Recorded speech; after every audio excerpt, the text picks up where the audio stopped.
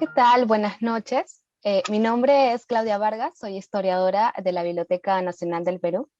Les damos la bienvenida a la 7ª sesión del programa de Historia y Arte Peruano bajo la modalidad virtual. Este programa tiene por finalidad generar un espacio de reflexión en torno al arte peruano y sus principales manifestaciones desde un enfoque histórico-cultural. Antes de presentar a nuestra expositora, queremos recomendar a los participantes que pueden hacer sus consultas de la siguiente manera. A quienes nos acompañan por la plataforma Zoom pueden escribir sus preguntas en el chat y quienes nos acompañan desde Facebook pueden hacer sus preguntas mediante los comentarios. Agradecemos que sean precisas y que las realicen en el transcurso de la ponencia para poder hacerlas llegar al ponente al final, ¿no? Bueno, sin más, vamos a presentar a la expositora de hoy, la doctora Sofía Pachas. Ella es candidata a doctora en Historia, licenciada en Arte y en Educación, y magíster en Arte Peruano y Latinoamericano por la Universidad Nacional Mayor de San Marcos. Es docente permanente de la Escuela de Arte de la Facultad de Letras y Ciencias Humanas de la misma casa de estudios. Ha publicado artículos y libros con especial interés en asuntos relacionados a la educación y el género. Entre sus publicaciones figuran La enseñanza artística en Lima, de la República Aristocrática, Academia Concha, 1893-1918, Las artistas plásticas de Lima, 1891-1918, y Soy la Aurora Cáceres y la ciudadanía femenina, la correspondencia de feminismo peruano. A continuación, damos la bienvenida a Sofía, quien nos va a presentar la conferencia de hoy, Las pintoras en el Perú decimonónico. Sofía, adelante. Gracias, te agradezco mucho, Claudia, por la presentación. También le agradezco a todos y todas las que se están conectando a esta actividad. Quedo muy agradecida a la Biblioteca Nacional por haberme invitado a esta sesión del programa de Historia y Arte Peruano. Para mí es un grato honor empezar la sesión sobre arte republicano en este mes, que es de marzo, que es el mes donde se celebra, se conmemora el Día de la Mujer. Y el tema de hoy no puede ser más propicio para empezar a hablar sobre arte republicano y romper un esquema. El esquema es ese arte republicano donde siempre hay nombres de hombres en diversas disciplinas. Entonces, lo que hoy día voy a compartir con ustedes es otra mirada hacia el arte republicano, hacia el arte del siglo XIX y cómo las mujeres empezaron a incursionar en la pintura peruana. Entonces, voy a compartir mi pantalla. Les recordaré a los que están participando y están asistiendo a todas las conferencias que en realidad hay otras ponencias donde ya han hablado sobre las mujeres en la historia peruana y también de alguna manera también en relación al arte, ¿no? Desde el Perú antiguo nosotros vamos a ver que hay un enlace de las mujeres en el arte, porque ustedes podrán recordar esos maravillosos tejidos de culturas del Perú antiguo, donde uno puede observar que fueron manos femeninas las que hicieron varios de esos textiles, que es una tradición que todavía sobrevive en nuestro Perú.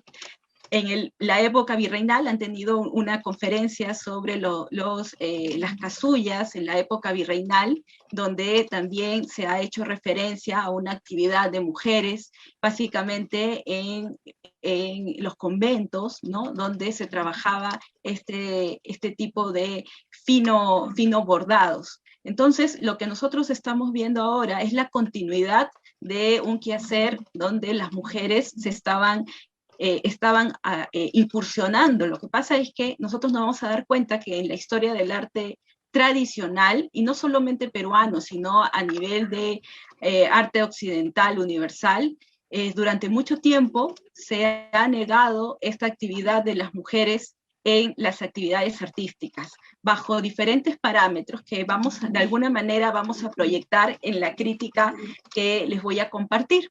Así que básicamente es darnos cuenta a partir de esta revisión gráfica, pero también de textos, de comentarios y de críticas de arte del siglo XIX, lo que vamos a ver es ejemplos de cómo se veía a las mujeres en el arte, no solo en el Perú, sino en otros países también, porque eso es algo que coincide.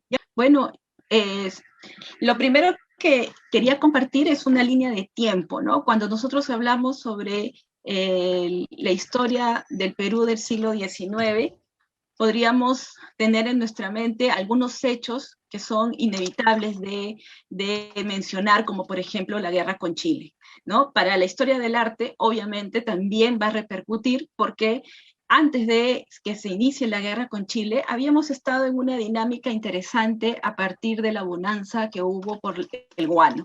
Entonces, ahí nosotros, en esta línea de tiempo que vamos a compartir en unos minutos, se van a dar cuenta que yo he señalado algunos momentos históricos. Por ejemplo, desde la independencia del Perú, qué es lo que vendría a seguir de importancia, es la reorganización del Estado a partir del gobierno de Ramón Castilla, con la base también que se da el primer reglamento de instrucción de educación para niños y para niñas. Estamos hablando de 1845, porque sabemos que los años previos era una época de bastante caos, de lucha de caudillos, entonces es por eso que siempre se destaca este primer gobierno de Ramón Castilla como un eje pues, de orden de la República. Luego va a coincidir con este momento histórico donde se van a reconocer las bondades del guano y eso va a permitir que el Perú y el erario nacional pues se active de una manera impresionante, ¿no? Que nosotros también sabemos que hay cosas positivas y hay cosas negativas. Entre las cosas positivas es que hubo suficiente dinero como para, por ejemplo, empezar a ordenar la ciudad. Se hicieron plazas, se trajeron esculturas desde Italia, y dentro de este sistema constructivo que empezó a activarse, también se construyó un edificio emblemático, que era el Palacio de la Exposición, que hoy es el Museo de Arte de Lima. Y este Palacio de la Exposición va a albergar la segunda exposición nacional. La mayoría de veces se suele obviar la primera exposición, que fue la de 1869, que fue precisamente en un local que todavía existe, que es un local de la Universidad Nacional Mayor de San Marcos, que es el Colegio Real. Es un edificio que está localizado frente a la Escuela Nacional de Bellas Artes. Entonces, ese fue el espacio que albergó la primera exposición nacional. Luego, se organizó de una manera impresionante la de 1872, porque se construyó un edificio especialmente para eso. Justo estábamos recordando este quehacer de las mujeres, precisamente en el siglo XIX, ellas practicaban la paciencia a partir del bordado, del trabajo de la aguja, que fue una de las actividades que también tuvo un valor interesante en las exposiciones a las que estaba haciendo referencia, ¿no? Antes de darnos cuenta que todavía no podíamos ver ninguna imagen, ¿no? Entonces estamos también apelando a la imaginación de ustedes, jóvenes, y todos amigos que están aquí en la proyección. Imaginémonos un poco esos trabajos de bordado que alguna vez hemos visto en libros o en los museos, ¿no? Muchos de estos trabajos de bordado fueron hechos por mujeres. También hubo, por ejemplo, recuerdo el nombre de un bordador que ganó un premio, Genaro Corso, si mal no recuerdo, también a fines del siglo XIX. Entonces nos vamos a dar cuenta que hay actividades que estaban siendo reconocidas en el siglo XIX, hechas por mujeres. Sin embargo, nos vamos a dar cuenta que la dinámica de, por ejemplo, ser pintoras, no era la misma que tenían la libertad que tenían estos hombres que asumían esta actividad. ¿Por qué? Porque los hombres tenían, por ejemplo, el beneficio de las becas, algunas de las pocas que llegó a dar el Estado peruano, para que hicieran su formación en el extranjero, cosa que a ninguna peruana se le otorgó esa beca, ¿no? Esa es una de las referencias que habría que anotar. Las mujeres que vamos a ver son básicamente mujeres de élite, porque no podemos pensar pues, que una mujer de una condición humilde va a poder darse ese lujo de aprender dibujo y pintura a partir de la enseñanza de profesores particulares, como lo hicieron la mayoría, ¿no? Aunque también hubieron una que otra autodidacta que voy a hacer referencia, ¿no? Entonces, básicamente lo que nos podemos ir dando cuenta es que el Perú carecía de una academia de bellas artes, a diferencia de otros países de la región que sí lo tuvo, incluso desde el virreinato, que fue, ¿no? Era la única academia que se fundó durante el virreinato, y las posteriores fueron ya en el siglo XIX.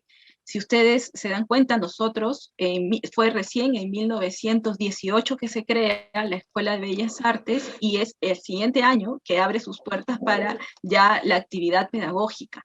Entonces estamos nosotros dándonos cuenta que las particularidades de nuestra historia del arte peruano también repercuten en qué sentido, ¿no? En el sentido de, por ejemplo, en qué momento las mujeres accedieron con la misma libertad que los hombres a poderse educar como artistas, ¿no? Entonces esas son algunas de las cuestiones que también tendremos que preguntarnos dentro del contexto al que estábamos aludiendo, ¿no? Entonces, básicamente el contexto en el que yo les voy a hacer referencia va desde la independencia hasta 1918. ¿No? ¿Qué pasó en este trayecto? Obviamente la segunda mitad es mucho más intensa en cuanto a actividades culturales, actividades artísticas, básicamente en la última década del siglo XIX. Y la primera década del siglo XX, que para Jorge Basadre lo denominó la República Aristocrática. ¿Recordarán? Esta época es súper interesante porque es allí donde esta actividad cultural se empieza pues a proyectar con mucho más dinamismo, empiezan a escribir sobre arte. Ahí está, muy bien, qué bueno que funcionó. Bueno, aquí está. Bueno, entonces, muchas gracias. Ahora me van a tener que esperar, ya, ahí está bien. Entonces, esto es lo que les estaba adelantando, ¿no? Les estaba adelantando la línea de tiempo en la que yo iba a trabajar, señalando algunos hechos nada más. Obviamente. He destacado 6 puntos, ¿no? El primero, con esta pintura emblemática de Juan Osvaldo Lepiani. Eso no quiere decir que fue un pintor activo en esa época, sino que estamos tomando como referencia esa imagen visual que nos recuerda este hecho histórico, que marca el cambio, ¿no? Y es en este momento que también las peruanas reciben un premio simbólico. Un grupo de mujeres recibe esta banda de seda, las patriotas. Y esto es bien interesante porque nos damos cuenta desde el inicio de la República que las mujeres que se habían incursionado en el ámbito público en este momento importante fueron, ¿no es cierto?, premiadas. Y luego nos vamos a dar cuenta que la dinámica va a ser completamente distinta, que las van a querer sacar más bien de la cuestión pública y las van a querer encasillar en un aspecto privado, ¿no? Luego, el otro momento en el que estoy señalando es el de 1845, con el gobierno de Ramón Castilla, como habíamos estado recordando, y el primer reglamento de instrucción que se da para niños y para niñas. Ojo que también nos vamos a pensar que se van a abrir el mismo número de escuelas para ambos sexos. No, eso lo vamos a ver en otra diapositiva, vamos a señalar esa diferencia. Aquí está 1872, es una imagen, un grabado, donde está la fachada del Palacio de la Exposición, hoy Museo de Arte de Lima, donde se celebró esta exposición a la que yo hacía referencia, donde entre estos objetos que eran exhibidos para reconocer cómo el país estaba adelantado científicamente y también culturalmente, había una sección dedicada al arte, y ahí también expuso alguna mujer, ¿no? Y también había una sección para los trabajos de mano, que eran los bordados a los que estábamos aludiendo. Bueno, 1879 marca, obviamente, estos años de ocupación, de guerra, y posteriormente la reconstrucción van a significar que estos adelantos, estos que se estaba proyectando gracias a la bonanza del guano, se detenga y se paralice esta actividad cultural que en algo se estaba dinamizando. Y aquí les he colocado una fotografía, que es una fotografía del héroe de la resistencia, que es Andrés Severino Cáceres, y lo he colocado en un ambiente familiar con su esposa Antonia Moreno, porque también es representativa de una mujer luchadora que también ingresó al mundo público rodeado de sus hijas. En especial les quiero mencionar a Zoila Aurora Cáceres, que es la segunda hija de Antonia y de Andrés Abelindo Cáceres, porque ella también para la historia del arte peruano va a significar, es una propuesta interesante porque va a ser la primera que va a hablar sobre arte peruano, ¿no? Una cosa es que escriban sobre arte europeo, sobre arte griego, sobre arte, o una reflexión, ¿no? Sobre el arte, pero fijarse en el arte peruano, ella fue la primera. Luego también les adelantaré algo. Y aquí les señalo el fin del gobierno de José Pardo y lo que marca el final de la República Aristocrática cuando Jorge Basadre denominó a estos últimos 5 años del siglo XIX y los primeros hasta llegar a 1919, cuando ya marca el oncenio de Leguía. Este corte es bien interesante porque les estaba diciendo que fue en este momento que la producción artística se activó de una manera interesante gracias a que, por ejemplo, se fundaron unos premios, ¿no? Que les voy a hacer referencia más adelante, los premios Concha, en la última década del siglo XIX, y se proyectó hasta 1918, porque cuando ya se crea la Escuela de Bellas Artes en el 18 y abre sus puertas en el 19, ya es una dinámica completamente distinta. Por eso las mujeres, las pintoras de las que voy a hacer referencia, están básicamente en la segunda mitad del 19 y están pintando hasta 1918. Algunas de ellas ya siguen su camino en Bellas Artes. Siguiente diapositiva, por favor. Bueno, cuando les dije eso de que al inicio de la conferencia me gustaba pensar que estábamos rompiendo el esquema de actores solamente hombres, me refiero a esto. Cuando nosotros abrimos un artículo o los libros ya de la década del 80, de la década del 90, siempre vamos a ver estos nombres que son los 3 pintores académicos peruanos, los que abren el camino a los pintores, a los aficionados que soñaban con ser artistas en el Perú, y que básicamente su mirada era al exterior, era básicamente a Europa y básicamente a Francia e Italia. Entonces, los 3 nombres que ustedes están viendo son los clásicos que van a encontrar en los libros de historia del arte peruano: Ignacio Merino, Luis Montero y Francisco Lazo. Merino es un nombre que probablemente se les haga conocido a muchos de ustedes porque todavía existe un ente, ¿no?, que es la Pinacoteca Ignacio Merino, que es administrada por la Municipalidad de Lima, y no es casual que tome su nombre porque gracias a Ignacio Merino, que donó un grupo importante, que lo puso en su testamento, lo heredó a Lima, estas pinturas significaron para varios hombres y mujeres del siglo XIX, de la segunda mitad del siglo XIX, básicamente desde el cuarto del siglo XIX, significaron el referente visual que copiaban. Por eso es que Ignacio Merino está muy presente en las pintoras, pero también en los pintores aficionados que estaban presentándose a exposiciones en la época. El otro referente es Luis Montero, pintura histórica, las funerales de Atahualpa. Él inaugura el tema histórico en nuestro país, pero también tuvo una proyección internacional bien interesante, ¿no?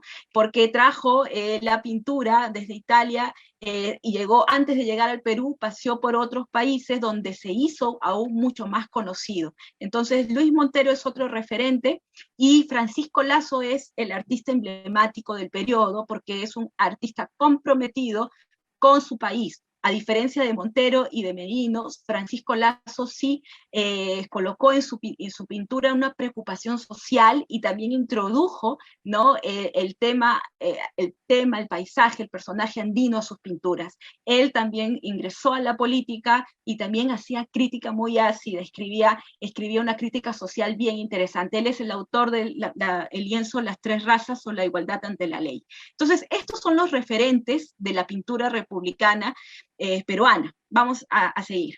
Siguiente imagen. La siguiente imagen, lo que he querido hacer es que ustedes recuerden cuál es la imagen que ustedes tienen de las mujeres en el siglo XIX, de las peruanas en el siglo XIX.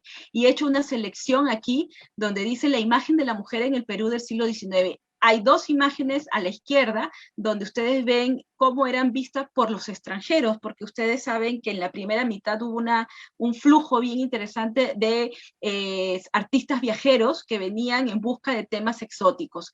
Allí ven el lienzo donde están observando un grupo de mujeres, las tapadas, que son un ícono dentro de estas pinturas, y las vendedoras. Entonces ahí están viendo dos estratos sociales que se unían en las calles, ¿no? Y esto es visto por Rugendas, por un artista viajero alemán, y en el caso de la imagen donde hay una mujer con su bebé en la espalda, ¿no? ¿Quién es esa mujer? Bueno, yo detesto decir esta palabra, pero así es como la han calificado, como la Rabona. Y digo detesto porque hay otras maneras en que ha sido denominada en otros países, pero aquí eligieron llamarla así, a pesar de que no tiene nada que ver con la manera en que ellas se desplazaban con el ejército, porque ellas iban no de damas de compañía, sino iban a trabajar, a cocinar, a coser, a ser de enfermeras e incluso a entrar al campo de batalla, ¿no? Esta es una pintura, una acuarela de Bonafé, de un artista viajero francés. Y aquí estamos viendo la otra cara de la moneda, ¿no? La niña de clase alta que está tomando sus lecciones de música como parte de una educación básica que recibían. Es un lienzo de Luis Astete y Concha, que es un pintor peruano, también nacido en el siglo XIX. Mientras que comparto dos imágenes que son litografías. Y allí las litografías son bastante características. Por ejemplo, en la parte superior ven el rostro de una mujer que ni siquiera se le coloca su nombre, o sea, solamente asumen que es una limeña, puede ser una piurana, una tacneña, etc. Así la colocaban como en una galería de bellezas, ¿no? De bellezas peruanas.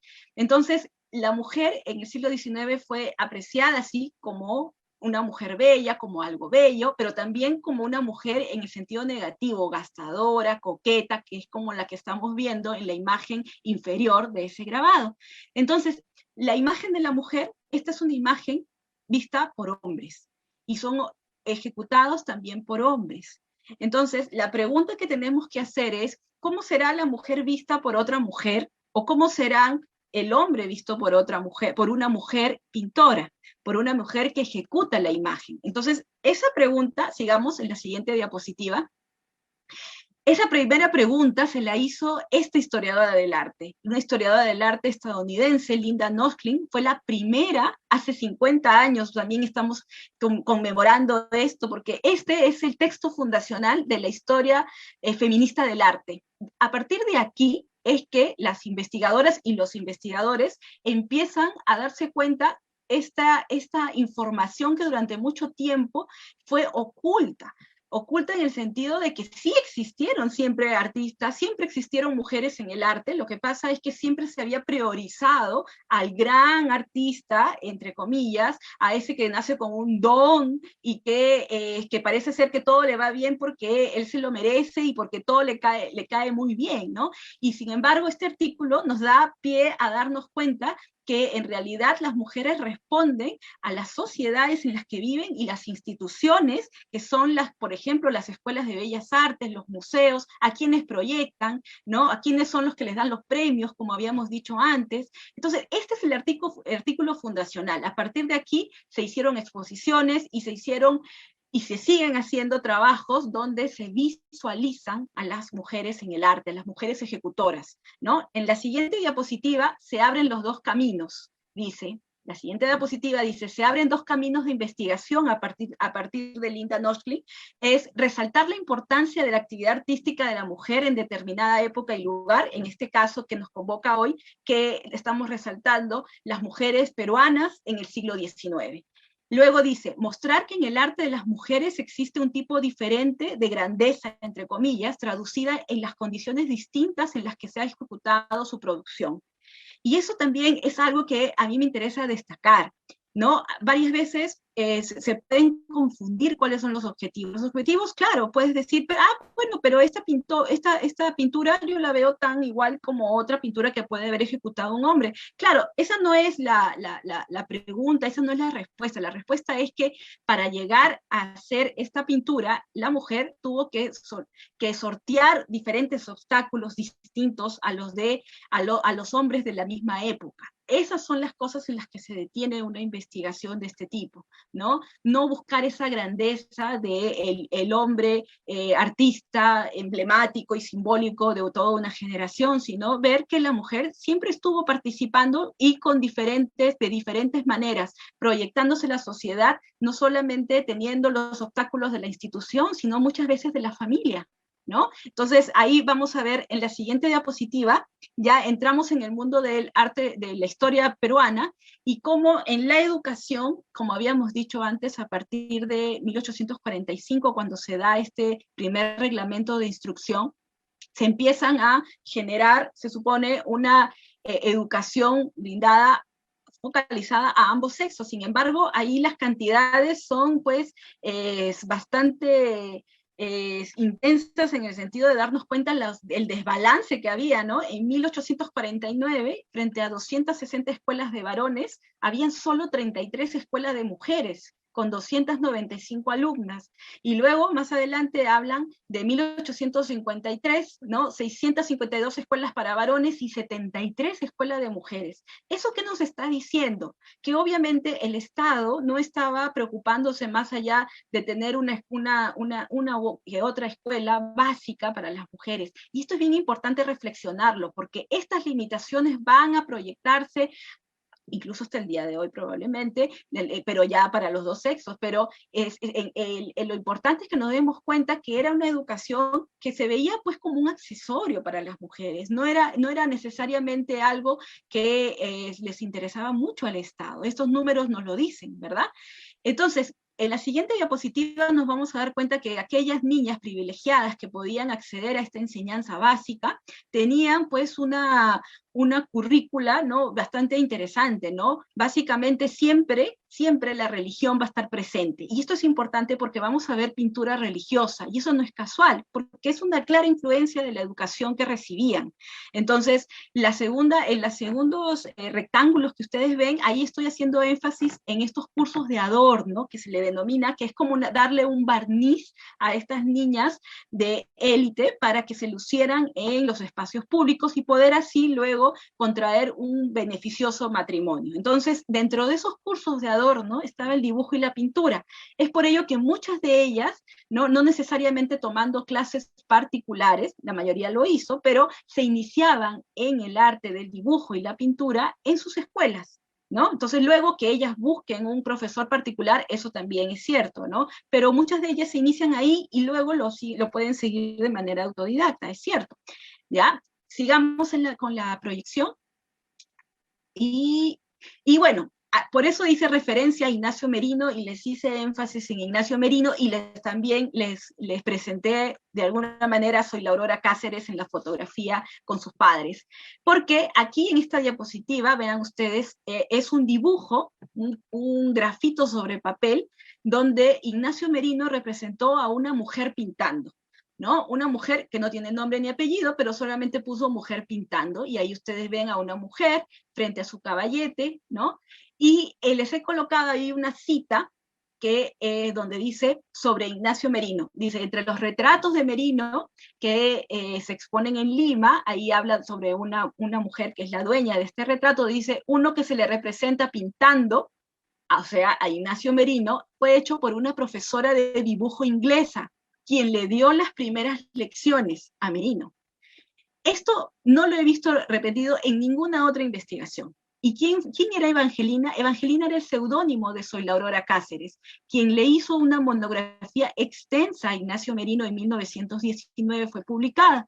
Y ella, como les dije, es una pionera en el mundo del arte, escribiendo y haciendo conferencias. Ya en 1911 había hecho una conferencia donde, incluso con proyección de slides, espero yo que sin ningún problema técnico, ¿qué es lo que hizo Zoila Aurora? Zoila Aurora hizo una conferencia sobre pintura peruana y proyectó imágenes de pinturas de Ignacio Merino, de Lazo, de Montero, y se proyectó hasta su gran amigo Daniel Hernández. Entonces, lo que les quiero decir es que hacer una historia del arte con perspectiva de género, ingresando en este mundo de las artistas, hay que ir leyendo entre líneas y hay que irnos hurgando en la información. Y eso es lo que nosotros estamos viendo aquí con Evangelina Argentina y este texto de Ignacio Merino. Sigamos con la proyección.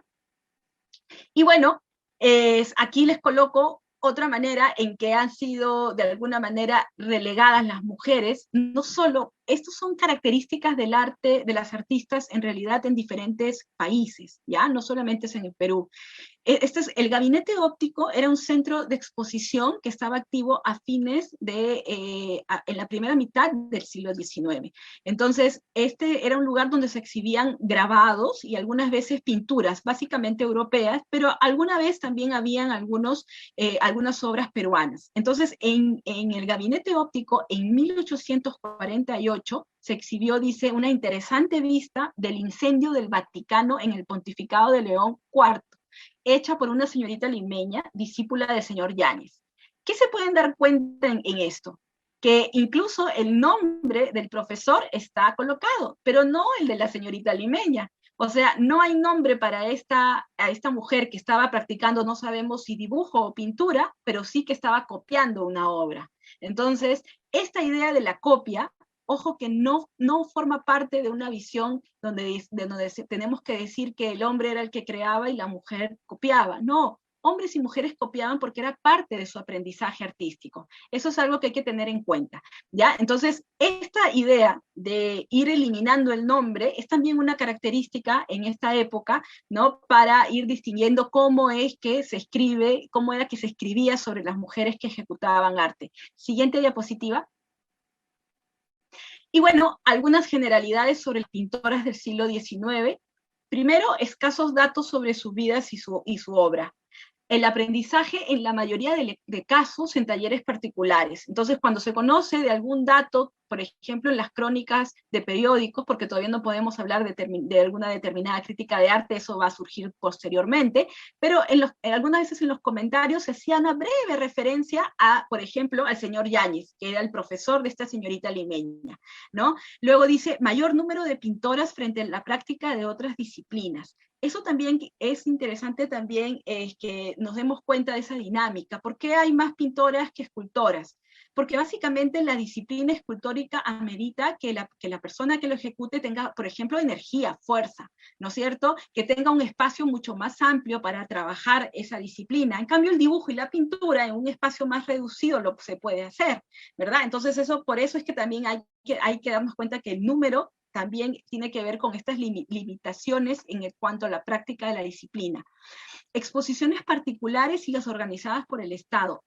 ¿Dónde las encontramos? Allí, porque es muy difícil que una mujer en el siglo XIX, especialmente antes de 1880 para el caso peruano, para el caso limeño, mostrara su obra de manera particular en como le llamaban, en las vidrieras de las salas comerciales. O sea, ustedes piensen que en ese momento no había galerías de arte, el gabinete óptico es una excepción, pero en realidad no habían. ¿Y cuáles eran los lugares donde se mostraba arte? Eran básicamente las ventanas de las tiendas. Era allí donde se mostraban. Por eso que en los artículos de periódico de la época dicen las vidrieras del centro de venta de tal, ¿no? Ahí se mostraban las obras. Entonces, es muy difícil que una obra de mujer aparezca ahí. Digo, difícil no quiere decir que nunca lo haya habido. Básicamente, este era el espacio, las exposiciones que hizo el Estado, ¿no? Estas exposiciones que habíamos aludido antes con el Palacio de la Exposición.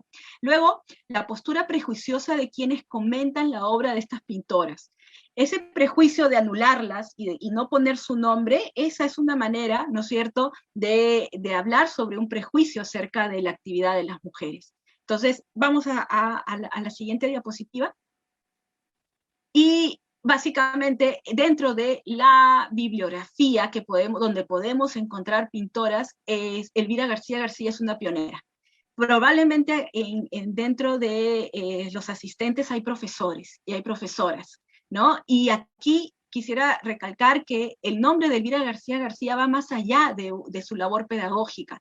Ella fue cronista, ella fue periodista, escribió muchos libros, y entonces esta necesidad de hacer proyectar a las mujeres las reunió en este maravilloso libro que es La mujer peruana a través de los siglos, que tiene 2 tomos y donde lo que ella hace intenta es hacer una línea de tiempo desde el Perú antiguo hasta el momento en que publica su libro, que es en 1924, publica el primer tomo y en 1925 el segundo. Allí ella divide estas 300 biografías de mujeres, las divide por facetas, diferentes facetas que asumen estas mujeres, ¿no? Y una de ellas es el arte. Por eso que el capítulo que ella dedica a las mujeres en el arte abarca mujeres del siglo XIX y las primeras alumnas de Bellas Artes. Algunas de las fotografías que voy a compartir con ustedes son precisamente de este libro. Por eso es que estoy enfatizando en el gran aporte que dio Elvira García García en proyectar a las mujeres en el arte. Sigamos. Entonces, este libro se lo dedica a otra mujer. No es casual que se lo dedique a Elena Ortiz de Ceballos, porque Elena Ortiz de Ceballos es una mujer cultísima, que fue amiga de Elvira García García, y que fue pintora.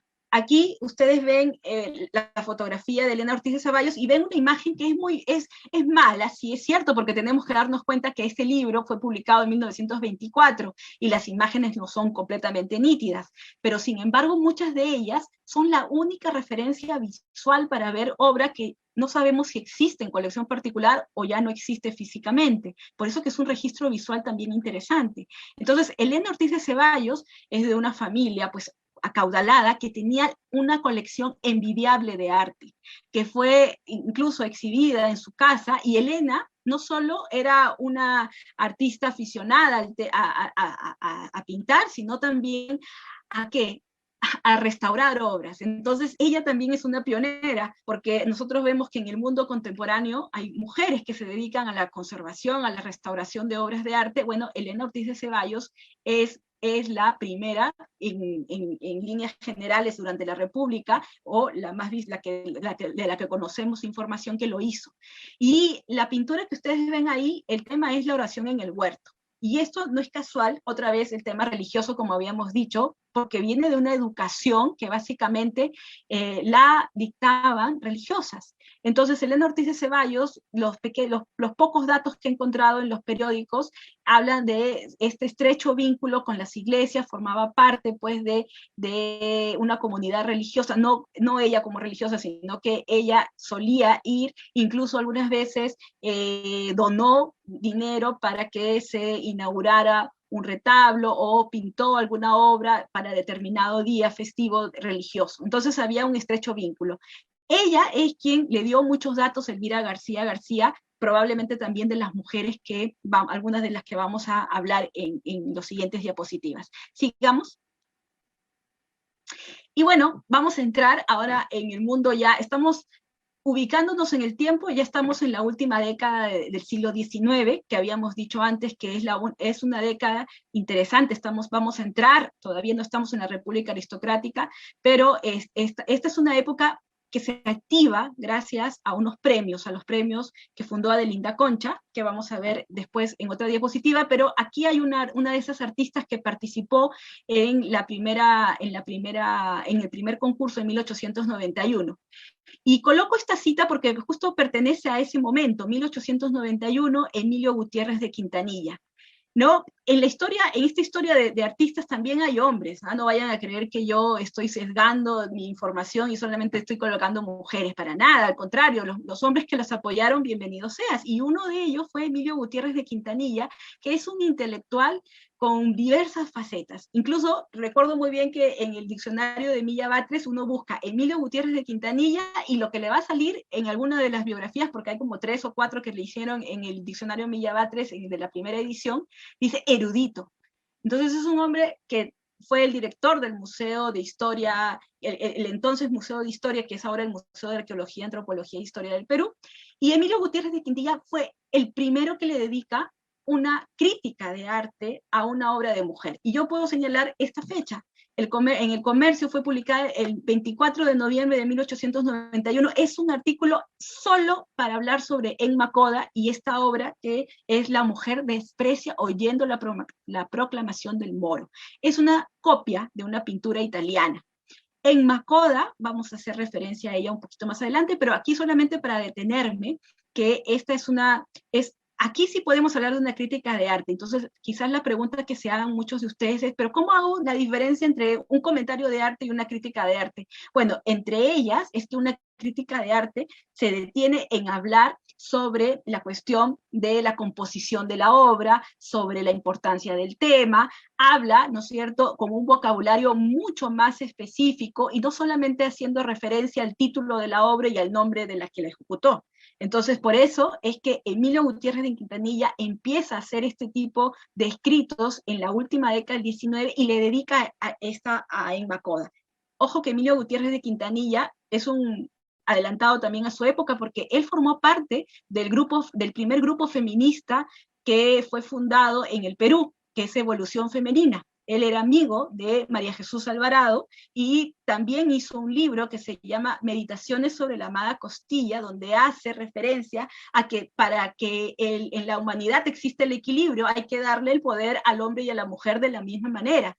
Entonces, no es casual que él también tenga esta visión de escribir una crítica a una obra ejecutada por una mujer. Sigamos en la siguiente diapositiva, les voy a presentar a Emma Coda. Ella es Emma Coda. Entonces, cuando encontramos estas referencias visuales y sabemos del nombre, y sabemos del rostro, y sabemos de la obra, es fascinante. No siempre funciona así, ¿eh? Pero cuando lo conseguimos, bienvenido sea. Y este es el caso de Emma Coda Bressani, tenemos el año, ella nació en Italia, pero vino al Perú a los 3 años. Entonces, aquí hay una cita que es interesante porque en los 2 párrafos uno pensaría que lo estamos leyendo todo en positivo y decimos, bueno, hay una apertura de los que están escribiendo sobre arte, no hay ningún prejuicio, pero una vez más hay que leer entre líneas. Entonces ahí les he resaltado, por ejemplo, se sabe que Emma Coda practicaba también la escultura, pero no ha sobrevivido ninguna imagen de ella como escultora. Sí, como pintora, que es la siguiente diapositiva que vamos a ver, pero todavía no la cambien.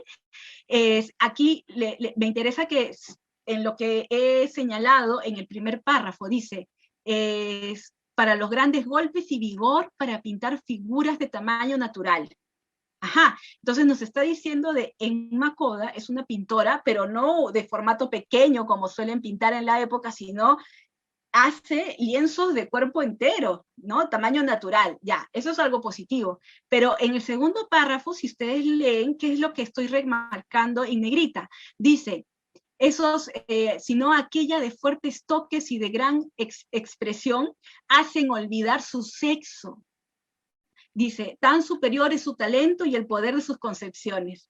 Se está dando cuenta eso de leer entre líneas. O sea, primero la halaga, dice que ella hace tal pintura, que hace tales obras, y después dice, nos hacen olvidar que es una mujer. Eso es lo que nos están diciendo, porque su obra, ¿no?, le parece buena al que está escribiendo, y entonces dice, bueno, entonces pareciera que no lo está haciendo una mujer. Bueno, eso es una dinámica no solamente para las artistas plásticas, sino también para otras, que ustedes ya saben, las literatas a las que vamos a aludir enseguida, también nos vamos a dar cuenta que existe esa discriminación, ¿no? Sigamos para que la conozcan ahora con su obra, en la siguiente diapositiva.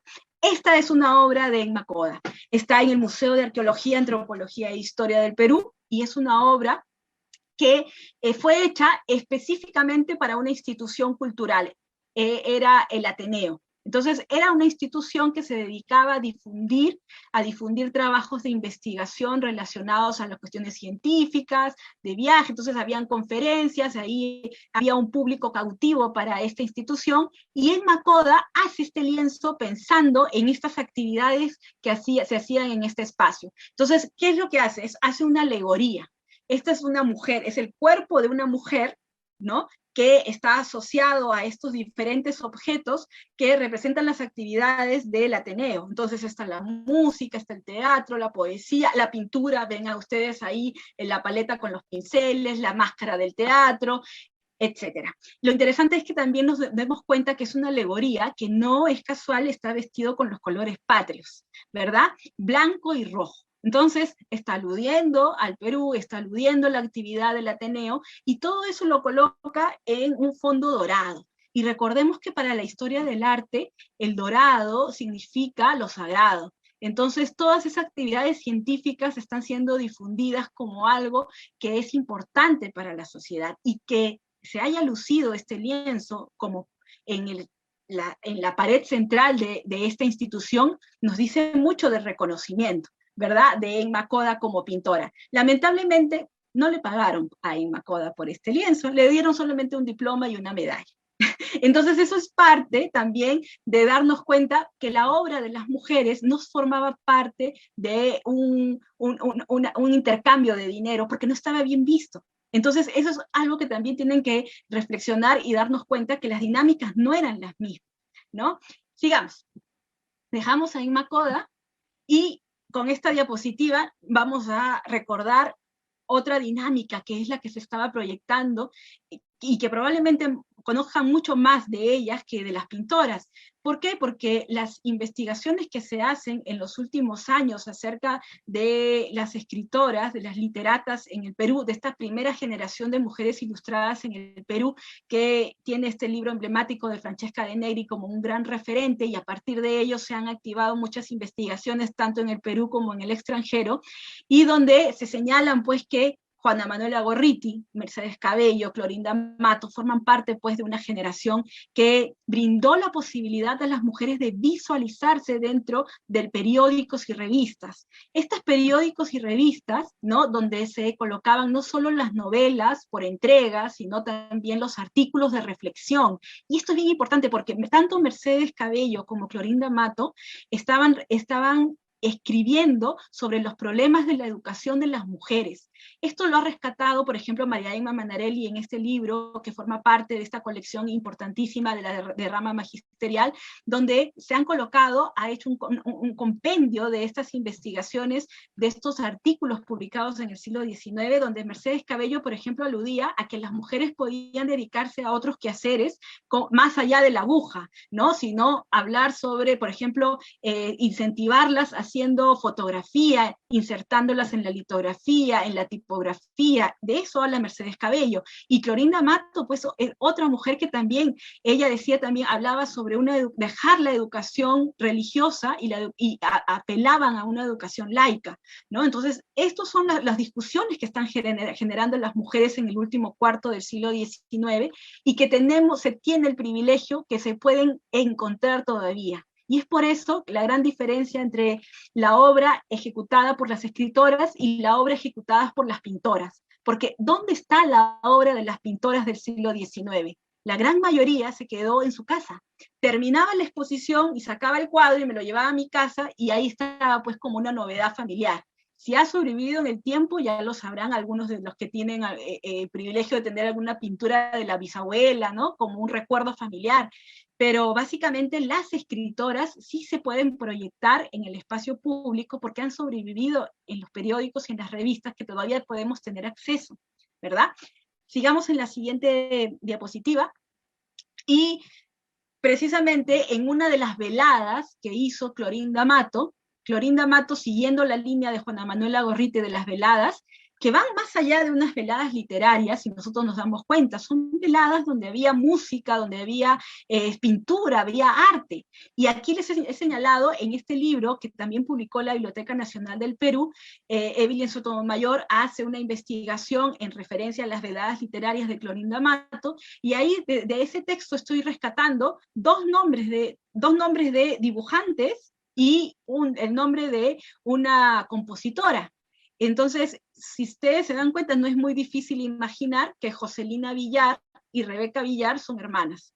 No es muy difícil imaginarlo. Cada uno, aquí se coloca el tema que tratan, que fue exhibido en esta velada literaria de Clorinda Mato. La Santa Teresa, otra vez más el tema religioso, y una hermosa judía, que el título no nos dice mucho, puede ser una pintura de la vida cotidiana, una pintura de género, también podría ser una pintura con estos gustos orientalistas que venían de la influencia europea. Y en el caso de la señorita Felicita, que es compositora, hay también investigaciones, ¿no?, como el investigador Rohner, donde habla sobre esas compositoras, estas mujeres dedicadas a la música en el siglo XIX, principios del XX. Entonces, sigamos. Si se están dando cuenta, las dinámicas de encontrar los nombres de las mujeres es leer entre líneas, ¿no? Y aquí me voy a hacer referencia en estas dos siguientes diapositivas de estas mujeres de élite que han hecho obra y que, por ejemplo, en este caso, está en otro museo.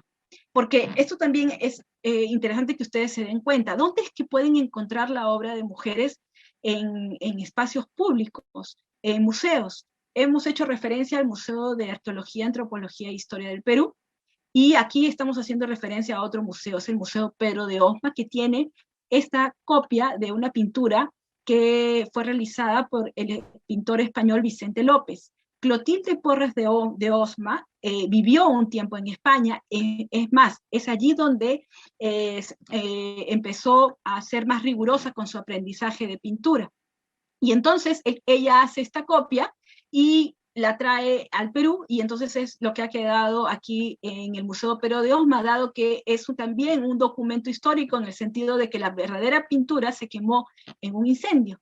Entonces esta pintura de Clotilde Porras nos está hablando de este aprecio que sentía ella por hacer retratos, que fue otro de los asuntos de los géneros pictóricos donde las mujeres actuaron, porque al tener ciertas limitaciones, es el entorno doméstico el que van a captar. Ese entorno doméstico abarca muchos retratos, en el sentido de que algunas veces no necesitan saber cómo trabajar anatómicamente el cuerpo humano, porque se focalizan en el rostro, ¿no? Y entonces por eso es que Clotilde vendría a ser una de esas representantes de las mujeres haciendo retratos. En este caso es una copia, ¿no?, de un retrato, pero igual funciona para decirles este interés de las mujeres en plasmar a su familia, ¿no?, a la gente conocida por ellas. También les estoy haciendo referencia que en 1892 se le otorga un premio en la exposición de Lima por unas flores pintadas en un espejo.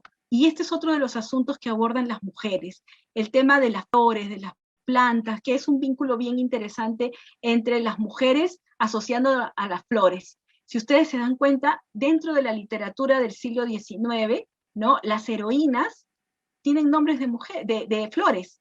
Entonces, la mujer asociada a la flor, delicada, bella, ¿no? Entonces, eso también se proyecta en la pintura, ¿no? Entonces, es como un tema que asumen las mujeres, no solamente en el Perú, sino en diferentes lugares del mundo.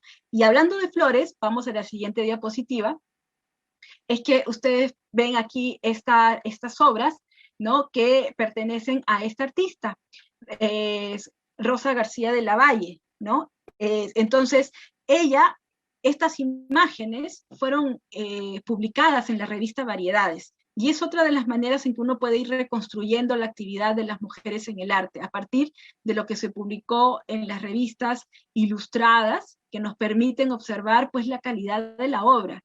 La calidad de la obra, por ejemplo, en el lienzo, en la imagen que ustedes ven, esta flor de retama, ¿no?, es esta pincelada suelta, ¿no?, es la luz que emana desde la parte izquierda de la pintura, y en el caso de blanco y negro, lamentablemente está en blanco y negro, pero eso no hace que nosotros dejemos de apreciar pues el trabajo de la perspectiva, el trabajo de representar a esta dama sentada en su jardín, ¿no?, que es básicamente, otra vez más, el interior doméstico. Todo esto lo puede ver plasmado la pintora en su mismo espacio, ¿no?, que no le meditaba pues un esfuerzo de salir, sino dentro de su interior podía hacer la práctica pictórica. Sigamos. Y bueno, nos vamos acercando a algunas, en este caso es una pintora de historia, que es bien interesante porque la mayoría de veces uno encuentra el artículo de periódico con el nombre de la obra y con un nombre de señorita cuando aparecen, ¿no? Pero en este caso es distinto. En este caso, lo que yo encontré fue la obra, pero no encontré ningún artículo que hacían referencia a la pintora que vamos a ver. Entonces, es una obra que está en el Museo de Arqueología, Antropología e Historia. Vamos a ver la imagen. Sí, siguiente. Y ahí tienen la pintura. Es la batalla de Ayacucho. Y la artista se llama Teófila Aguirre, que cuando nosotros aludimos en las primeras diapositivas a Luis Montero, ¿no? Luis Montero es el inconfundible que se le asocia con los funerales de Atahualpa. ¿no? Y probablemente muchos de ustedes han visto esta imagen reproducida en algún libro, ha sido utilizado en la tapa de un libro de historia que ha sido publicado en los últimos años, está también como referencia visual en internet. Entonces la batalla de Ayacucho no es un acontecimiento cualquiera, ni siquiera solamente es para Perú, sino sella la independencia de los países de la región. Entonces es un momento importante para América del Sur. Y entonces, este hecho histórico, la primera vez que fue representado aquí en el Perú, lo hizo Teófila Aguirre. Este es el lienzo emblemático de ella. Entonces, ella lo está firmando en 1918-19. Eso quiere decir que ella nació en el siglo XIX. Y en el Museo de Arqueología, Antropología e Historia tienen un carboncillo también firmado por ello, pero solamente me voy a dedicar a este lienzo para hacer referencia a algunas particularidades. El pintor de historia necesita tener una fuente escrita a quien hacer referencia y para hacer la elección de qué momento, ¿no? Qué parte, qué episodio es el que quiere captar en su lienzo. ¿Cuál fue la información que recibió Teófila Aguirre? Vamos a la siguiente diapositiva. Básicamente fue una visual. Ella tiene esta referencia de este plano de la batalla de Ayacucho, de un oficial colombiano del batallón Voltijeros, donde capta el desplazamiento de la tropa, ¿no? Entonces, allí ven ustedes en qué se basó Teófila Aguirre para hacer su gran lienzo, porque también es un lienzo atípico en el sentido de las medidas, ¿no? Como habíamos dicho antes con la obra de Enma Koda, ¿no? No sé si ustedes lograron ver se me olvidó hacer referencia, el lienzo de Enma Koda es de 3 metros de alto, ¿no? Esta es mucho menor, pero también interesante también de ver que es un formato mediano grande, ¿no? Entonces, ella tiene como inspiración este plano, pero ella lo que hace es reordenarlo, hace una composición, le pone color a una imagen que probablemente fue blanco y negro.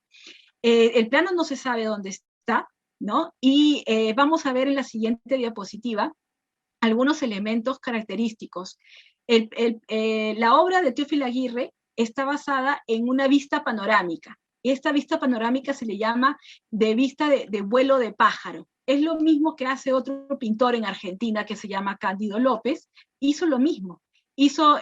O sea, es una manera en que los pintores de historia captaban panorámicas, ¿no es cierto? Nosotros tenemos en la mente, por ejemplo, ese lienzo de Lepiani, la proclamación de la independencia, que está en primer plano, ¿no? Solemos ver esas imágenes, pero aquí estamos viendo una dinámica diferente que son las vistas panorámicas, ¿ya? Y esto es lo que hizo Teófila Aguirre, así como Cándido López en Argentina. Sigamos en la siguiente diapositiva, y entonces aquí ven ustedes algunas características, algunos detalles de la obra de Teófila Aguirre.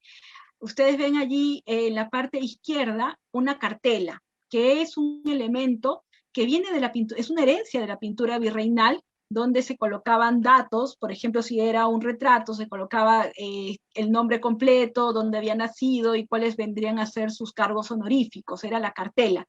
Vean ustedes, la cartela le sirve a Teófila Aguirre para colocar el número, con un número identifica quiénes son los que forman parte de este destacamento, ¿no? Entonces, ¿qué es lo que está pasando en la escena? Eso nos va narrando.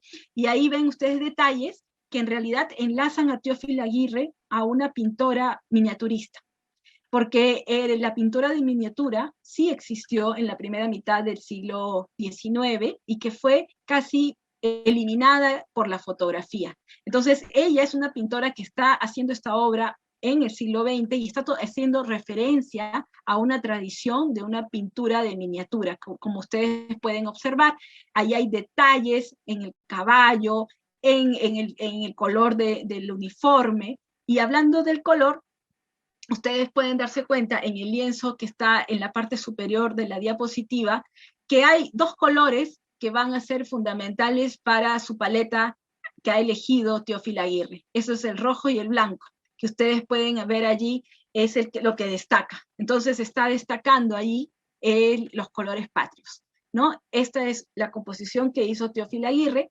Sigamos en la diapositiva. Y dejamos a Teófila Aguirre y nos vamos al caso de una pintora que es la más conocida del periodo, ¿no? En la difusión que ha hecho en la biblioteca pusieron el rostro, un bello rostro de perfil de una mujer. A ella vamos a aludir en estas diapositivas. Sigamos la imagen, por favor. Y ahí está, Rebeca Oquendo Díaz. También firmaba como Rebeca Oquendo de Subercaseaux. Ella es una artista que es la que más se ha proyectado en la historia del arte peruano y tiene su explicación que vamos a ver después. Aquí quiero darme cuenta, que se den cuenta que ella también provenía obviamente de una familia adinerada que se fueron ella teniendo 3 años, se fueron a Francia, radicaron allí. Ella tenía una hermana, las dos educadas, pues como la época lo requería, ¿no? Incursionaban en la música, en la pintura, ¿no? Y he colocado la fotografía de la casa Osambela porque esta era la casa de Rebeca Oquendo. Ella pasó sus últimos días en el Perú, porque ella vuelve al Perú, en 1800, más o menos 1878, 79, previo a la guerra con Chile, y ya se queda en el Perú. Y este es su lugar de residencia, es allí donde llega a enseñar pintura a un grupo de señoritas. Entonces, vamos a ver su obra, sigamos en la diapositiva. Esto es para que ustedes vean la calidad plástica que tuvo Rebeca Oquendo, ¿no? Al igual que pintores de la época, tomaba de referencia campesinos, mujeres, hombres, italianos, por ejemplo, el Bambino Napolitano, que formó parte de la exposición que se hizo en Lima en 1892, y que la reconocían como una pintora, no como una aficionada, claro está. Ella había expuesto, había exhibido obra en salones en Francia. Por lo tanto, tenía pues un aval, ¿no? Que venía desde Europa. Entonces, ella fue formada por artistas que inclusive ganaron medallas en Europa. Y el maravilloso rostro de este anciano que nos permite ver pues la calidad en la pincelada, en la expresión, en la capacidad de representar las carnaciones, esta luz que ingresa desde el lado izquierdo del lienzo, o sea, todos esos detalles nos da cuenta pues que fue una artista lograda en su ejecución. Vamos a ver otras. Y aquí hay es un privilegio que haya sido colocada en un diccionario biográfico en el siglo XIX. No es poca cosa. Y por eso que los estoy aquí rescatando, fue publicado en este diccionario biográfico americano de José Domingo Cortés en 1876.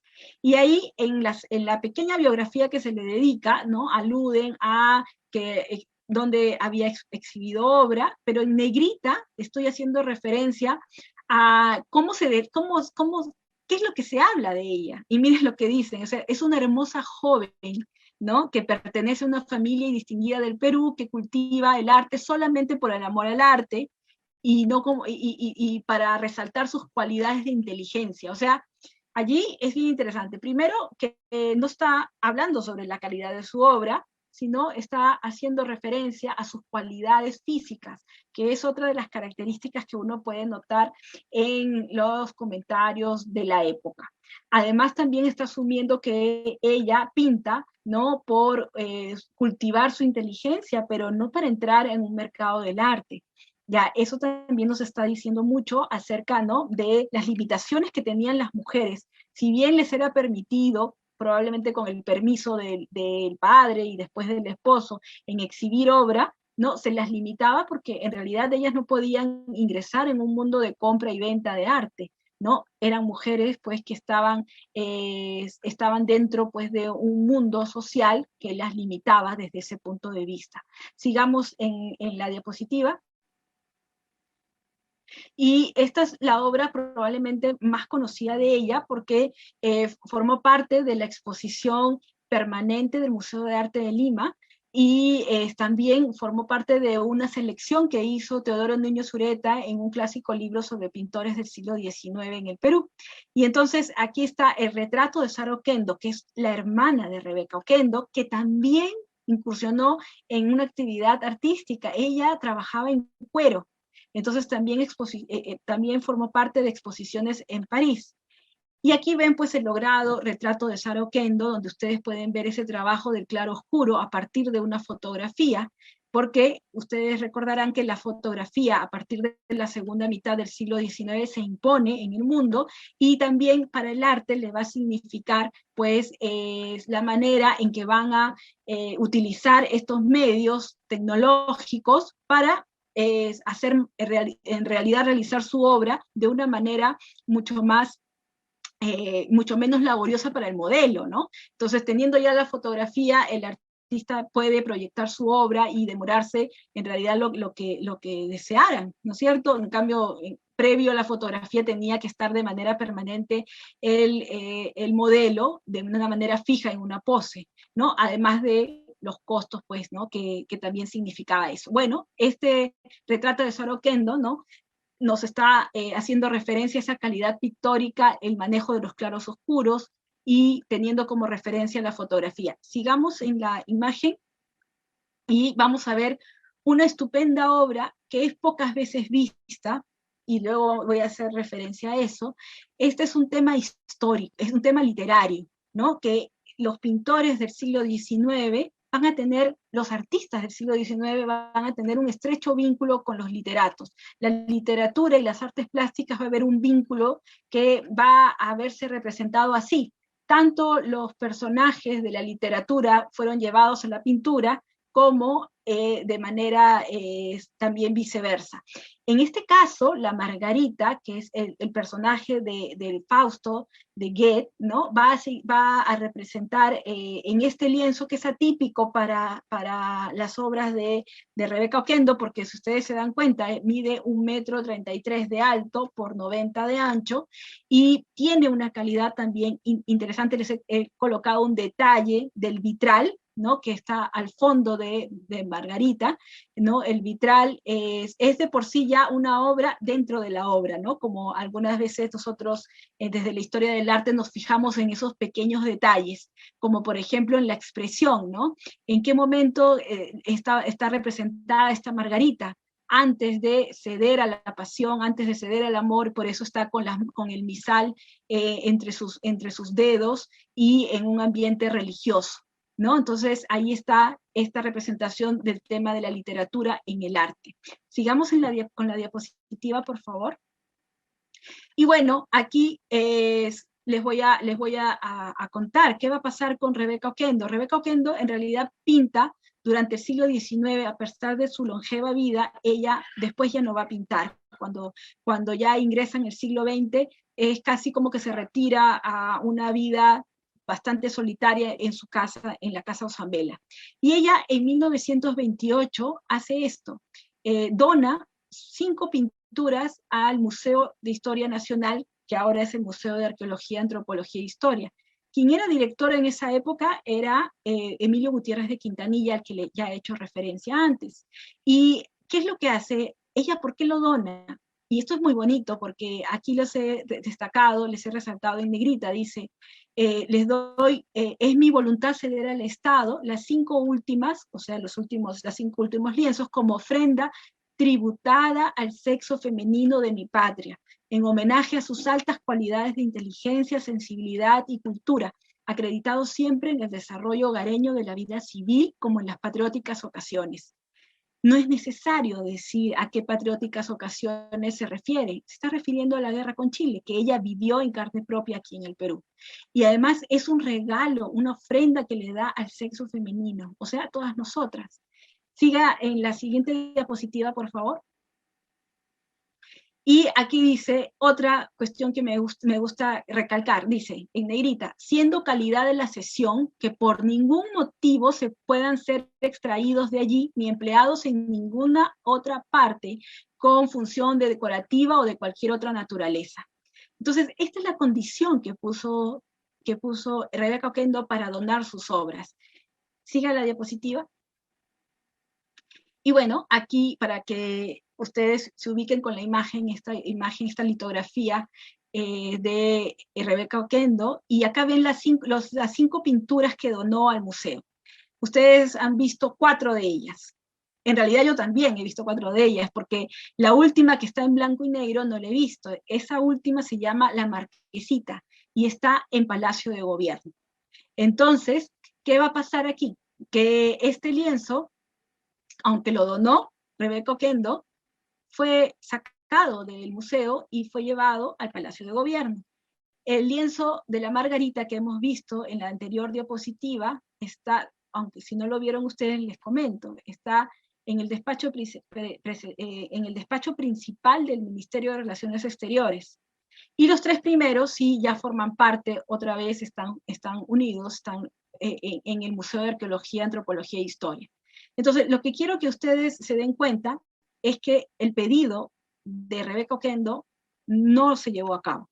Ella dijo que no se separaran sus pinturas, que siempre se mostraran, que la idea era que su obra fuese vista por muchos y no que sirviera para otras funciones. Sin embargo, no fue así. Entonces, la pregunta que les hago es, ¿acaso este pedido, acaso la letra escrita por una mujer no tiene el mismo peso que otras colecciones que han sido donadas? Por ejemplo, Claudia, en la Biblioteca Nacional todavía las colecciones persisten, perviven con los nombres de los que donaron, ¿no es cierto? Con los nombres que guardaron los libros, ¿no? Debería suceder lo mismo también en este caso, ¿no? Pero no ha sucedido así. Bueno, sigamos. Y bueno, vamos ya entrando en las últimas diapositivas. Aquí ven ustedes el comentario de arte que se estaba dando a inicios del siglo XX. O sea, nosotros podemos pensar que estas ideas acerca de los rasgos, las cualidades personales, físicos de las mujeres eran resaltados en el siglo XIX. Ya estamos en el siglo XX y se siguen haciendo comentarios de este tipo. Dice, ¿por qué será que la pintura de las mujeres está como bañada en una vaporosa nube de poesía que los hombres, por más talento que tengan, no saben dar a sus obras? Se pregunta alguien y no hace referencia a las características de la obra. Y mientras que en la otra cita dice, a las bellas prendas de virtud, contracción al trabajo y méritas cualidades domésticas, une de la señorita Romero, la más preciosa de ser excesivamente modesta. Y de su obra no se habló nada. Entonces, vamos a conocer luego a la señorita Romero, a la que se hace referencia en esta diapositiva. Vamos a la siguiente. Y bueno, aquí les presento a otra mujer, que ella no fue pintora, pero fue la mecenas del arte republicano, ¿no? Porque ella fue la que fundó el Premio de Arte Concha y dio el dinero que luego se convirtió en la Academia de Dibujo Concha, que duró durante más de 50 años aquí en Lima, y que fue el espacio donde los jóvenes que querían, que aspiraban a hacer arte, empezaban a dibujar. Entonces, los concursos de arte significaron para varias mujeres el espacio de proyección, el espacio de exposición, el único espacio que había en ese momento, ¿no? Fue gracias a esta visión que era de Delinda Concha, que radicaba en Francia y que envió el dinero para que se fundaran estos premios. Sigamos en la diapositiva y ahí van a ver una selección de los concursos, los primeros 10 concursos Concha que fueron previos a Bellas Artes son de una importancia decisiva para proyectar hombres y mujeres con afinidad a las artes plásticas. Ven ustedes que se va intercalando pintura, escultura, dibujo, ¿no? Y aquí por lo menos 30 mujeres exhibieron obra. Algunas de ellas sí, solamente lo hacen una vez, pero no importa, lo interesante es que nos demos cuenta que existía un interés de ellas por exhibir su obra. Vean ustedes, si en este momento para nosotros al hacer un trabajo y mostrarlo al público, ¿no? Es difícil, ¿no es cierto? Con todos estos obstáculos que podemos ver, las cuestiones tímidas, todo esto, imagínense una mujer de esta época hacer eso. Entonces, sí es importante registrarlas y sí es importante saber que existieron estas mujeres que estaban incursionándose en el espacio público a partir de su trabajo creativo. Sigamos en la siguiente diapositiva.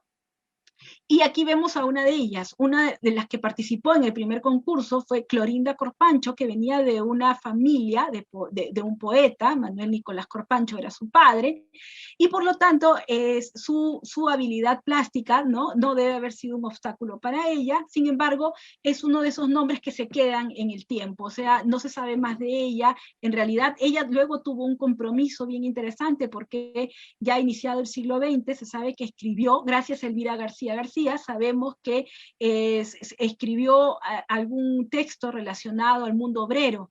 Entonces, allí también vemos los diferentes intereses que tienen estas mujeres, ¿no?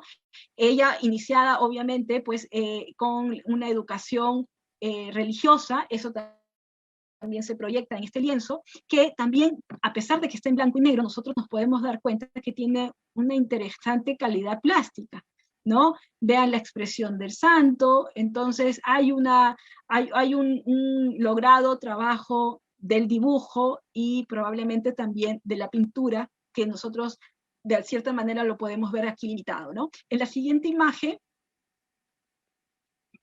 les presento a Rosa Angélica Romero, esa pequeña cita que leímos, que era excesivamente tímida, no, ya, a ella es Rosa Angélica Romero. En esa referencia no se habla más de su obra, sino se hace referencia a su foto. Pero aquí les estoy uniendo una pintura que está en el Convento de los Descalzos, que ese es otro de los espacios donde uno puede encontrar obra de mujeres. No solo en los museos particulares o nacionales, sino también en los espacios, en los conventos, ¿no? Como habíamos dicho antes, los trabajos de los bordados, yo recuerdo haber visto en Arequipa unos bordados maravillosos en estos dos museos que eran conventos y que ahora también están para el espacio de museo, ¿no? Y ver que eso fue también trabajado por mujeres, eso también ameritaría también una investigación, ¿no? Entonces, en este caso estamos viendo el tema del retrato, en este caso de un sacerdote, ¿no? Y Angélica Romero fue la discípula que ha sobrevivido en el tiempo. Su nombre se sabe asociado a Rebeca Oquendo. ¿Recuerdan que les dije que Rebeca Oquendo en la Casa Usambela enseñó arte a un grupo de señoritas? Una de ellas fue Rosa Angélica Romero. Entonces es la discípula emblemática, no sabemos más de otras que hayan sido sus alumnas. Sigamos. Y bueno, creo que se llevaron una diapositiva. Ya, ahí está. Esta.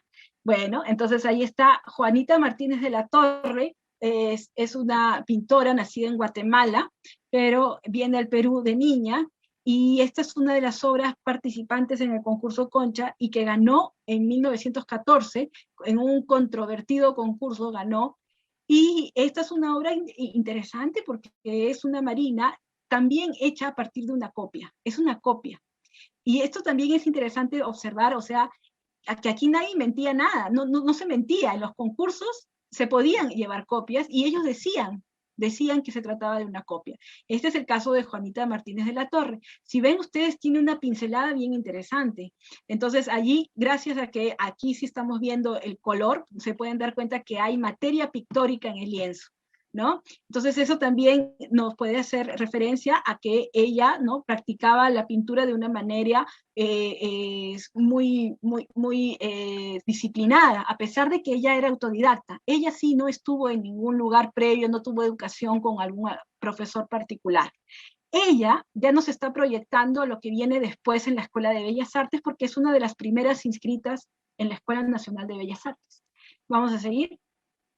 Y bueno, ya estamos llegando casi al final. El taller de la Quinta Jeren de Teófilo Castillo es el otro espacio emblemático previo a Bellas Artes, donde un grupo de mujeres se inscribieron con este profesor Teófilo Castillo, que ha sido trabajado por Fernando Villegas en diversas investigaciones, y aquí se hace referencia a estas imágenes que nos permiten ver esta dinámica de mujeres al aire libre, ¿no?, haciendo su práctica pictórica. Esta es sacada de una fotografía de la revista Actualidades, y aquí vemos a una de esas alumnas trabajando el retrato del natural, ¿no? Ahí ven ustedes María Flores Quintanilla, que era hermana de Ricardo Flores, ¿no? Entonces estaba en un mundo también donde les era permitido esta actividad, ¿no? Pero ahí está la pregunta, ¿no?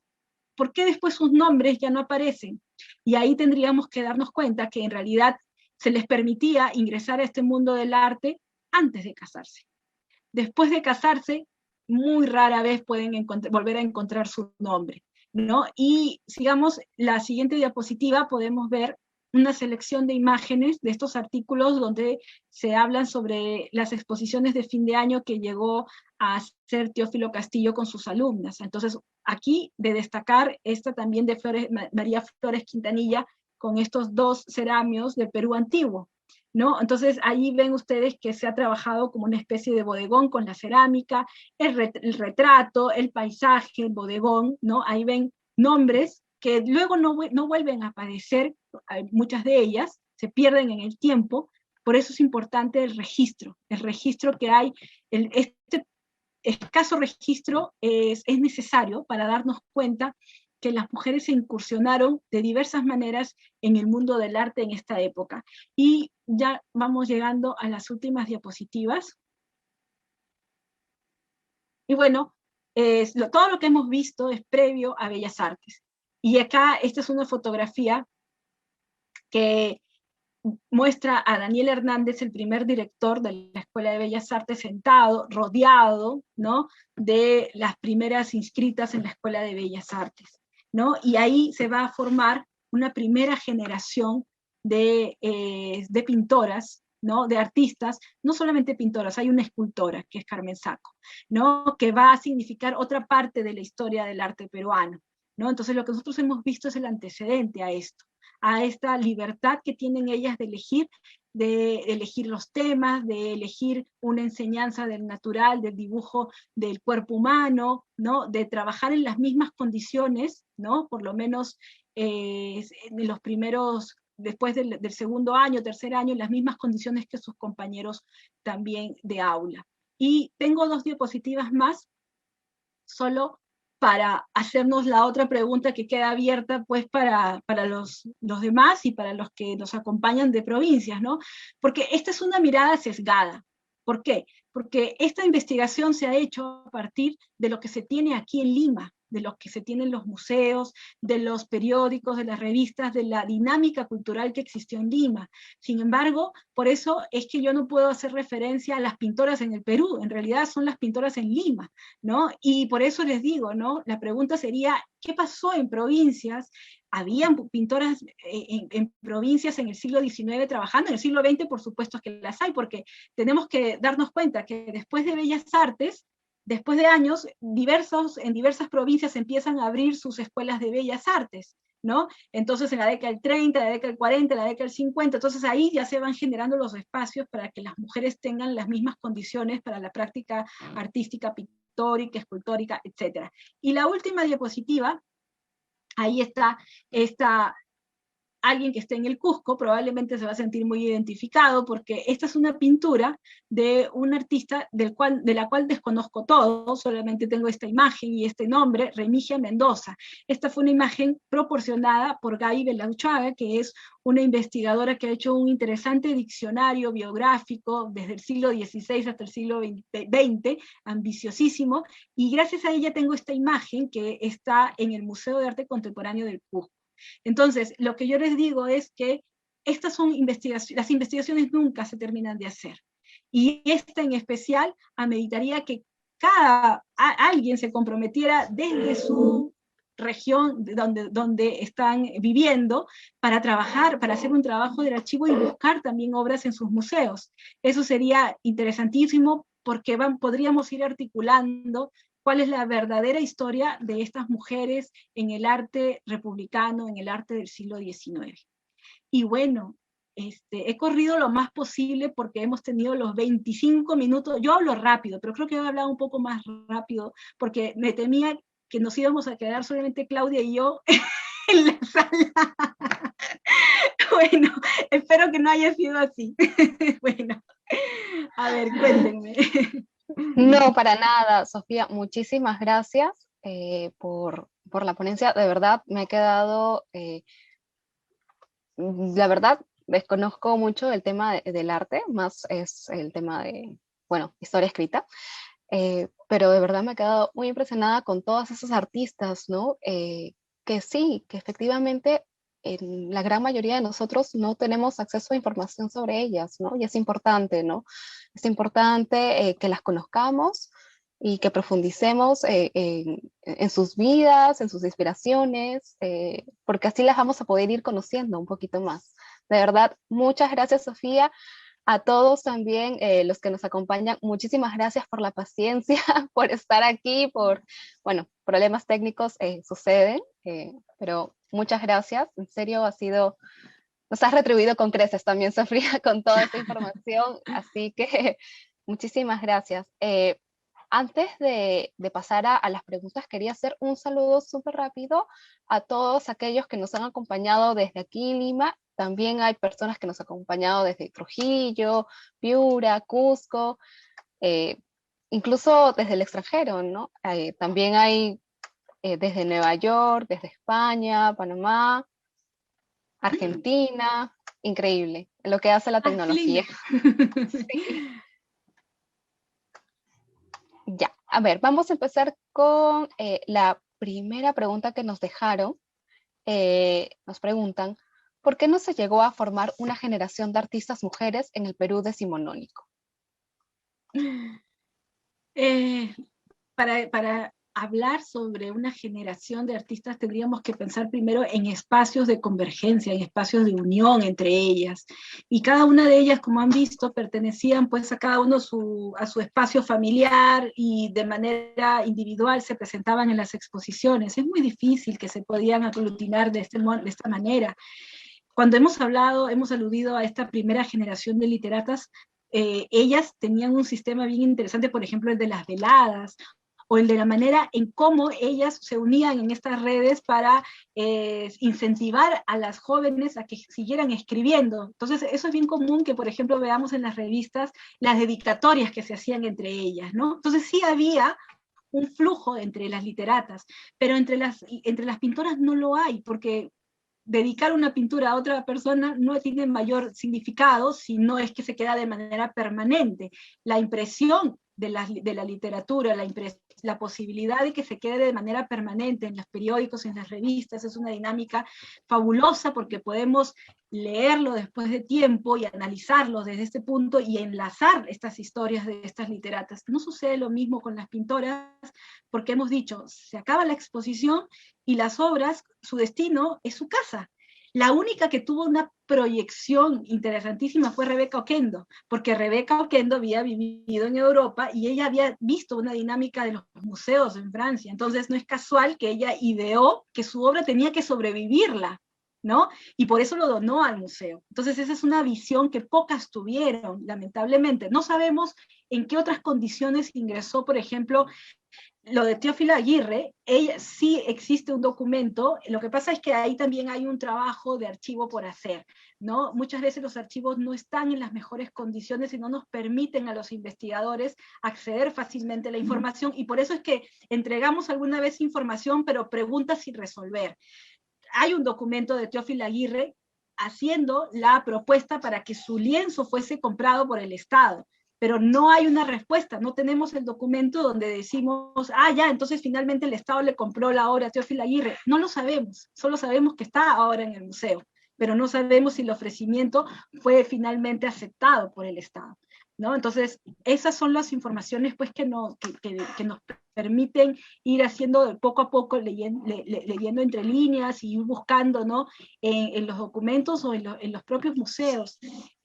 Yo les cuento una anécdota para estas personas que están en provincias y que probablemente digan así, quizás digan, y dijo, no, pues pero a lo mejor no, yo no he visto ninguna obra de mujer.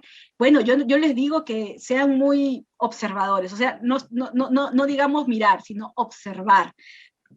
Teófilo Aguirre estuvo en el museo durante mucho tiempo como Teófilo Aguirre.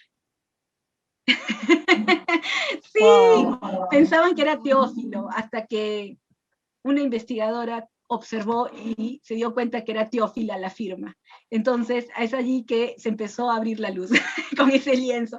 Entonces, ahí está el asunto, en que tenemos que ver incluso así, porque es tanto la mirada que nosotros pensamos que solo hubieron artistas, hombres que firmaban en esa época, porque creo que eso ya no sucede en el siglo XX, porque en el siglo XX ya estamos más abiertos a ver que en los museos hay obras de hombres y de mujeres, pero cuando vemos obras que son antiguas, siempre queremos pensar, o nuestro chip está ubicado con que, debe ser hombre, ¿no? Entonces, eso es romper esquemas, hacer nuevas preguntas, eso es lo que implica hacer un trabajo desde la propuesta, la perspectiva de género en el arte.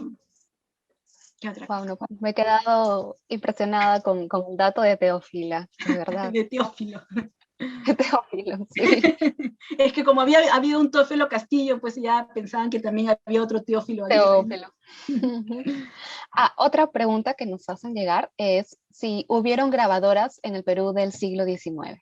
Sí, sí hubo una en realidad, que es Aurora San Cristóbal, ¿no? Aurora San Cristóbal es hija de Evaristo San Cristóbal y publicó obra en la última década del siglo XIX, ¿no? En esta proyección no he hablado de ella porque solo me he dedicado a pintoras, ¿no? Si quisieran preguntar si hubieron otras disciplinas, bueno, Aurora San Cristóbal en litografía y en escultura, ¿no? Angélica Pasos Varela ganó un concurso a inicios del siglo XX, ¿no? Entonces, pero básicamente nos tenemos que dar cuenta que los nombres en otras disciplinas es mucho más difícil por lo que habíamos dicho antes, ¿no? La facilidad que tiene una disciplina como el dibujo, la pintura, ¿no? Del espacio, ¿no? Que no amerita mayor fuerza, mayor energía para trabajar con instrumentos pesados, para que se corten. Recuerden las delicadas manos de las señoritas o de las señoras. Entonces, eso hace que la disciplina pictórica sea la más trabajada por estas mujeres. ¿Qué más? Y tenemos una última pregunta, porque ya el tiempo también nos está ganando. Nos preguntan, ¿qué nos puedes decir sobre la artista Elena Iscue? Pero de Elena Iscue ya se ha hablado mucho. Elena Iscue pertenece a la primera promoción de la Escuela Nacional de Bellas Artes. Es una de estas mujeres que tuvo una visión distinta, en el sentido de tomó como referente el arte del Perú antiguo y lo llevó a la enseñanza escolar primero y también lo proyectó en sus trabajos que van más allá de un arte, no es un arte pictórico como tal, sino más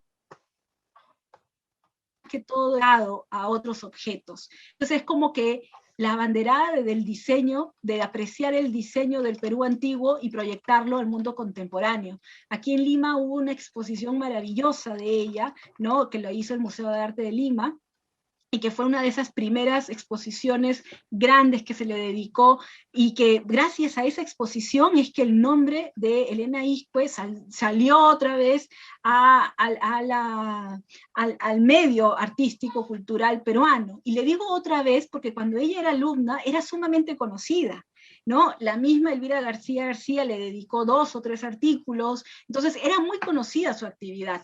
Lo que pasa es que ella se va al extranjero, tiene fama en extranjero, trabaja en casas de modas, ¿no? Y regresa al Perú, pues, y aquí tiene un trabajo con mujeres artesanas, y luego, ¿no? Su obra se perdió hasta que se hizo esta exposición y eso habilitó su proyección en la historia del arte peruano, ¿no? Y un caso que lo podríamos asociar, pues, para las interesadas en el arte mucho más contemporáneo en el sentido de la segunda mitad del siglo XX, es el de Teresa Burga, ¿no? Que se hizo una exposición en el Instituto Cultural Peruano Norteamericano hace unos años, y donde los curadores, ¿no? Miguel López y Tarazona hicieron una investigación también arqueológica en documentos y todo, y sacaron a la luz la obra de esta maravillosa mujer que justo este año ha fallecido, ¿no? Y que vivió los últimos años de su vida, vivió otra vez en el esplendor de la fama, y no solamente en el Perú, sino en el extranjero. Y esos son esos casos que uno dice, wow, pero ¿cómo esta mujer artista pudo haber estado escondida en estos archivos, en estos periódicos que nadie veía y qué sé yo, y después en una exposición, gracias a una exposición, se puede proyectar tanto? Pues así sucede en el arte de las mujeres, no solo aquí en el Perú. Hay casos así, ¿no? Hay casos, recuerdo uno que me hizo llegar una estudiante y me dijo, mire, este caso, profesora, era una fotógrafa que trabajaba como empleada doméstica y que tomaba fotos, era su hobby, ¿no? Y empezó a acumular, hasta que llegó un momento que esas fotografías se perdieron y estuvieron, pues, vamos a decirle, como en Quilca, en un lugar así, ¿no? Donde vendían cosas de diversa, ¿no? procedencia, y en eso viene alguien con un ojo diferente y ve estas fotos y dice, wow, ¿y estas fotos de quién son? Y empezó a hilar la madeja y se encuentra con esta mujer que había muerto sin fama y que ahora su obra es conocida. No me pregunten el nombre porque ya a mi edad, ya, a esta hora no me acuerdo el nombre, pero si alguien se acuerda, escríbalo. Pero ahí está, y alguien me está respondiendo. Entonces, eso es lo interesante, ¿no? Las posibilidades que los investigadores tienen para tener un ojo y tener esta visión de ver que hay una obra interesante a proyectarse, ¿no? Pero no quiero decir tampoco que sea en el caso solamente de las mujeres. No, miren, hombres y mujeres hay infinidad de trabajos que se pueden hacer, yo les digo desde el arte peruano, de gente que ha sido significativa en su momento y que está por rescatarse, ¿no? Y eso a mis alumnos en Historia del Arte en San Marcos, ¿no? También se los digo, ¿no? Los temas están ahí, simplemente que tienes que tener el olfato, la visión, la proyección, ¿no? Y darte cuenta, pues, de las potencialidades que tiene todavía el Perú para ser investigado desde la historia del arte. Bueno, muchísimas gracias, Sofía. Ha sido muy, muy interesante, importante conocer sobre estos temas. Ya por el tiempo vamos a ir cerrando. A todos, agradecerles por conectarse, indicarles que todas estas sesiones son grabadas, son colgadas en las redes de la biblioteca, pueden consultarlas en cualquier momento, no hay problema. ¿Alguna duda? Pueden ir directamente a la sesión que requieran. También les comentamos que la siguiente sesión se presentará la conferencia Fronteras Nacionales y Fortuna Crítica de José Gil de Castro por la doctora Laura Malosetti Costa. Es el miércoles 3 de marzo a las 7 de la noche. Y antes de despedirnos, quería pedirte, Sofía, alguna reflexión pequeña al final, tal vez en este año del Bicentenario, relacionar el tema de las artistas mujeres. No sé si por ahí podrías comentarnos algo. Bueno, lamentablemente el Bicentenario pues nos ha agarrado en un momento muy difícil, ¿no? Para hombres, para mujeres, para seres humanos de todas las edades. Y bueno, si bien nosotros hay que sacarle el provecho, por ejemplo, proyectándonos a otros países con estas conferencias que está haciendo la Biblioteca Nacional, bueno, solamente decirnos que el arte es un mecanismo para seguir sobreviviendo. Y si para eso también el arte sirve para salvar distancias, para cortar distancias entre hombres, mujeres, o entre ricos y pobres, o entre diferentes etnias, bienvenido sea. ¿No? El arte sirve para eso, para hacernos reflexionar. Y el arte ejecutado por mujeres no es que sea mejor o peor que el de los hombres, sino que es y que existió.